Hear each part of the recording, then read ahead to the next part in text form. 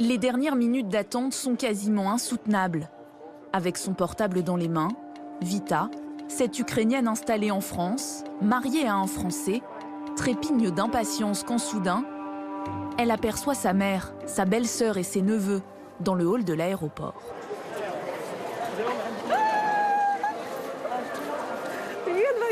Salut mon petit soleil, salut. Salut. Pleure pas maman. Salut mon poussin. Salut mon chou. Pleure pas, pleure pas. C'est bon. Pleure pas, tout va bien. La guerre est restée là-bas. Des retrouvailles après pratiquement 2 semaines d'angoisse. Moi, je suis très contente. Parce que j'ai passé 10 jours sur téléphone, sur lire les nouvelles. Pendant la nuit, je me suis réveillée pour savoir comment ça se passe et s'ils sont dans le cave. J'ai pas mangé, j'ai perdu, je sais pas, 2 kilos pendant 10 jours. Un soulagement pour Vita et sa famille. Hé, mon petit pote, mon copain. Je suis de très bonne humeur maintenant. La fin d'un long périple pour ces réfugiés ukrainiens.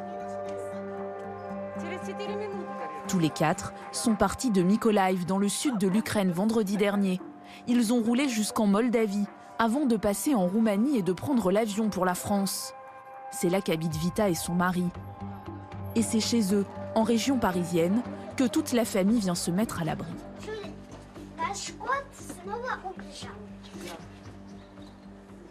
Tout le monde va habiter ici dans les chambres d'enfants. Peut-être on va trouver une solution dans les chambres de bébés. Mais on espère que on va trouver un logement, que la mairie des villes à côté de cette ville vont aider. Et on va trouver l'école pour les enfants. Commencer à penser à l'avenir. Na zdrowie.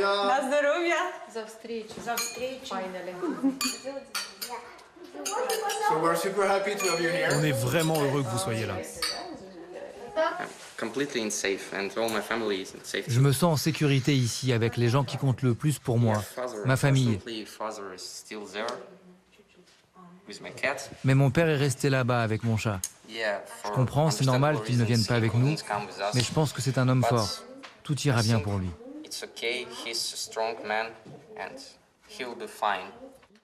Le jeune homme essaye de se rassurer, pendant que sa mère, elle, s'installe dans la chambre d'à côté.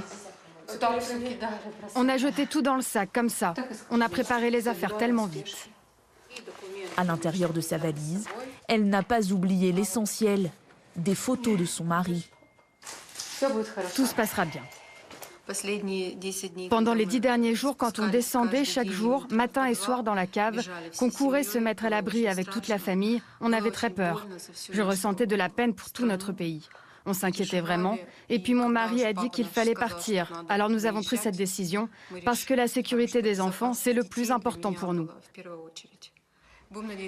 On espère pouvoir bientôt rentrer chez nous en Ukraine et nous réunir tous en famille. Un retour, pour l'instant inenvisageable. Alors en attendant, ils ont lancé des démarches pour obtenir des papiers en règle. L'Union européenne les autorise à séjourner jusqu'à 3 ans sans visa sur le sol français.